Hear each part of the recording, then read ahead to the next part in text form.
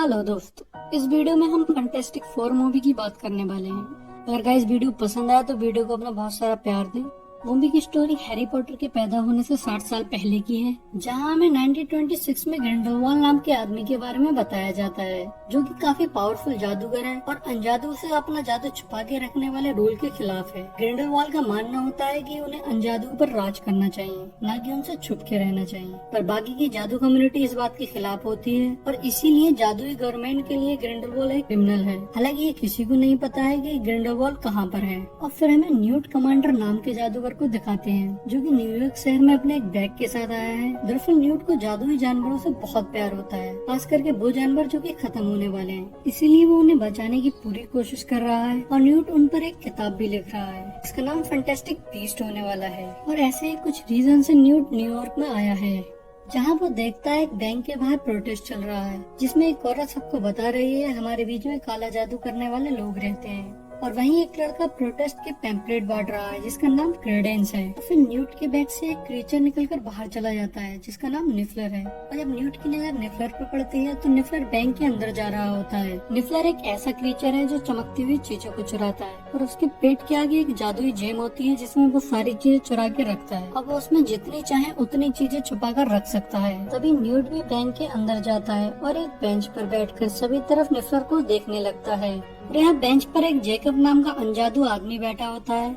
उसके पास भी न्यूट जैसा बैग है, जो कि बैंक में बेकरी खोलने के लिए लोन लेने आया है। तभी न्यूट की नजर निफलर पर पड़ती है। वो निफलर को पकड़ने चला जाता है तो उसके बैग में से एक अंडा निकलकर बेंच पर ही रह जाता है, जो कि जेकब उठा लेता है। और जेकब लोन के लिए चला जाता है, जहाँ उसे लोन नहीं मिलता है। और वो फिर न्यूट को देखकर उसे आवाज लगाकर कहता है ये अंडा फूटने वाला है। और यार निफलर बैंक की तिजोरी के अंदर चला गया था, तो न्यूट के कुछ समझ में नहीं आता, इसलिए वो जादू का इस्तेमाल करके जेकब को अपने साथ तिजोरी के अंदर ले जाता है। और फिर तिजोरी के अंदर जाकर निफलर को पकड़कर उसके पेट की सीक्रेट पॉकेट से वो सारे सोने को बाहर निकालता है। फिर निफलर को बैग के अंदर डालता है और जेकब को लेकर जादू की मदद से बैंक के बाहर चला जाता है। जहाँ न्यूट जेकब की याददाश्त मिटाने वाला होता है, तभी जेकब एक बैग उठाकर न्यूट के मारता है और वहाँ से भाग जाता है। फिर न्यूट को एक औरत पकड़ लेती है। दरअसल औरत जादुई लोगों की पुलिस होती है, जो न्यूट का काफी देर से पीछा कर रही थी। तो वो न्यूट को पकड़कर मंत्रालय में ले जाती है, जहाँ मंत्रालय की हेड एक ग्रेविस नाम के आदमी से एक हादसे के बारे में बात कर रही थी, जिसमें किसी क्रीचर ने काफी तबाही मचाई थी, जिसको अनजादू लोगों ने भी देखा था।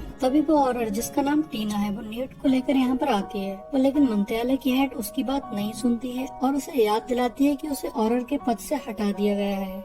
लेकिन ग्रेविस बाद में टीना की बात सुनता है, तो टीना उसे पूरी बात बताती है। और जब वो बैग को खोल के देखते हैं तो उसमें कुकीज होते हैं, जिससे टीना की बात गलत साबित हो जाती है। और फिर न्यूट टीना के साथ ही जेकब के पास अपना बैग बदलने के लिए जाता है, क्योंकि जब जेकब ने बैग उठा के न्यूट के मारा था, तब वो बैग बदल गए थे। जब वो दोनों जेकब के पास पहुंचते हैं, तब तक न्यूट का बैग खुल चुका था और उसमें से कई सारे जानवर निकल गए थे। दरअसल वो एक जादुई बैग था और यहाँ जेकब भी बेहोश पड़ा था, क्योंकि उसके एक फैंटास्टिक बीस्ट ने काट लिया था। हालांकि उस क्रीचर का असर जादूगरों पे नहीं होता है, लेकिन जेकब की हालत थोड़ी खराब थी। तो न्यूट टीना से कहता है हमें उसकी मदद करना होगी। उसके बाद हमें एक न्यूज़पेपर प्रेस को दिखाया जाता है, जिसका ओनर हेनरी शॉ नाम का एक आदमी होता है। उसके पास उसका छोटा बेटा लंदन शॉ आता है और कहता है मेरे पास एक धमाकेदार न्यूज है। मेरे पास कुछ ऐसे लोग हैं जिन्हें पता है जादुई लोग इस दुनिया में एग्जिस्ट करते हैं। मैं चाहता हूँ आप इस न्यूज को हमारे न्यूज़पेपर में छापें। लेकिन हेनरी शॉ और उसका बड़ा बेटा, जो कि एक सेनेटर है, उन लोगों की बेइज्जती करके उन्हें वहाँ से भगा देता है। दरअसल ये लोग कोई और नहीं, वही प्रोटेस्ट करने वाली औरत और वो क्रेडेंस नाम का लड़का होता है। अगले सीन में हमें दिखाते हैं टीना न्यूट और जेकब को लेकर अपने घर पहुंचती है, जहां हमें टीना की बहन क्वीनी को दिखाया जाता है, जो कि उन दोनों को देखकर काफी खुश होती है और उसके पास मन पढ़ने की भी शक्ति होती है। फिर क्वीनी जादू से सबके लिए खाना बनाती है, जिसको देखकर जेकब बहुत कंफ्यूज हो जाता है। और यहाँ पर जेकब और क्वीनी एक दूसरे को पसंद करने लगते हैं। फिर हमें दिखाते हैं क्रेडेंस से ग्रेविस मिलता है। वो कहता है मुझे पता है तुम उस अदम्य बच्चे के बारे में जानते हो। अगर तुम मुझे उसका पता ढूंढ के दोगे तो मैं तुम्हें जादूगर बना दूंगा। दरअसल अदम्य बच्चे वो क्रीचर है जिसने वो तबाही मचाई थी, जो अनजादुओं ने भी देखी थी। और ये ऐसे बच्चे होते हैं जिनका जादू उनके काबू में नहीं होता है। फिर हमें दिखाते हैं टीना और क्वीनी सो जाते हैं। तब न्यूट अपने बैग के अंदर जाता है और साथ ही साथ जेकब को भी अंदर ले जाता है। तब हमें पता चलता है बैग के अंदर एक अलग ही दुनिया है, जहाँ न्यूट ने बहुत सारे फैंटास्टिक बीस्ट को रखा है और जहाँ वो जेकब को स्कूपिंग ईगल से मिलवाता है, जिसके जहर से याददाश्त बुलाने वाला काढ़ा भी बनाया जा सकता है। और वो उसे बोट रकल से मिलवाता है, जिसे उसने पिकेट नाम दिया था, और वो जेकब को वहाँ कई जीवों से मिलवाता है, जिसमें से एक थंडरबोल्ट नाम का बहुत बड़ा बाज होता है। न्यूट बताता है वो उसे अरिजोना के जंगल में छोड़ने के लिए यहाँ आया है, और वहीं जेकब की नजर एक अदम्य शक्ति पे पड़ जाती है। तो न्यूट उसे बताता है कि उसने इस अदम्य शक्ति को एक 8 साल की बच्ची के अंदर से निकाला था। फिर वो जेकब को लेकर बैग के बाहर चला जाता है, और अब तक न्यूट को ये पता चल गया था कि उसके बैग से कौन कौन सा क्रीचर गायब है। तो वो जेकब को लेकर उन्हें पकड़ने जाता है, जहाँ वो सबसे पहले निफलर को पकड़ता है, और फिर वो जेकब से पूछता है यहाँ कोई बड़ा सा मैदान कहाँ पर है। तब जेकब उसे सेंट्रल पार्क में ले जाता है, जहाँ हमें एक एरमपेंट नाम का क्रीचर दिखाते हैं, जो कि देखने में काफी खतरनाक और क्यूट होता है, जिसे न्यूट जेकब की मदद से पकड़ लेता है। फिर वो दोनों बैग के अंदर जाते हैं उन क्रीचर को उनकी जगह पे छोड़ने के लिए, लेकिन तभी टीना आकर उस बैग को बंद कर देती है और उस बैग को लेकर मंत्रालय की ओर चल देती है। वहीं दिखाते हैं सेनेटर सो एक स्पीच दे रहा होता है, लेकिन वो काला साया उसे आकर मार देता है, जिससे पूरे शहर में अफरा तफरी मच जाती है। टीना जब मंत्रालय पहुंचती है तो वहाँ पर पहले से ही एक बहुत बड़ी मीटिंग चल रही होती है सेनेटर की मौत को लेकर। इससे पहले टीना को वहाँ से बाहर निकाला जाता है, लेकिन टीना बताती है शहर में जो भी हो रहा है वो इस बैग की वजह से हो रहा है। और जब वो बैग को खोलती है तो उसमें से न्यूट, कमांडर और जेकब निकलते हैं, जहाँ मंत्रालय की हेड सेनेटर की बॉडी दिखाकर कहती है जो भी हो रहा है तुम्हारे किसी क्रीचर की वजह से हो रहा है। लेकिन न्यूट सेनेटर की बॉडी के निशानों को दिखाकर कहता है आप लोग जानते हैं ये किसने किया है।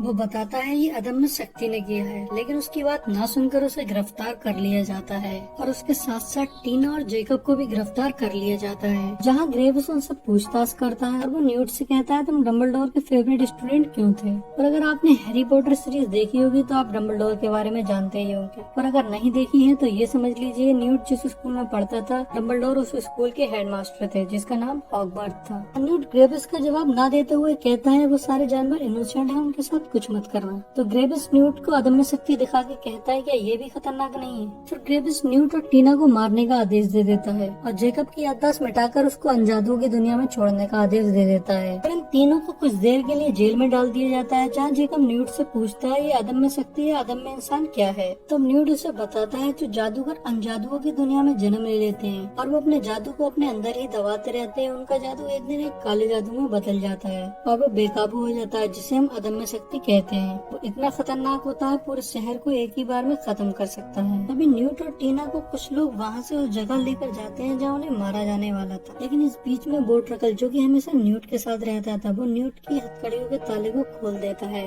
तभी न्यूट अपने स्कूपिंग ईविल की मदद से टीना को वहाँ से बचाकर ले जाता है, और टीना की बहन क्यूनी को ये सब पता चल गया था, तो वो भी मंत्रालय में आ चुकी थी, जहाँ वो सबसे पहले जेकब को छुड़ाती है और उसे वही न्यूट का बैग दिख जाता है, जिसे लेकर वो न्यूट और टीना के पास पहुँचती है और वो तीनों बैग के अंदर चले जाते हैं, और क्यूनी बैग को लेकर मंत्रालय के बाहर आ जाती है।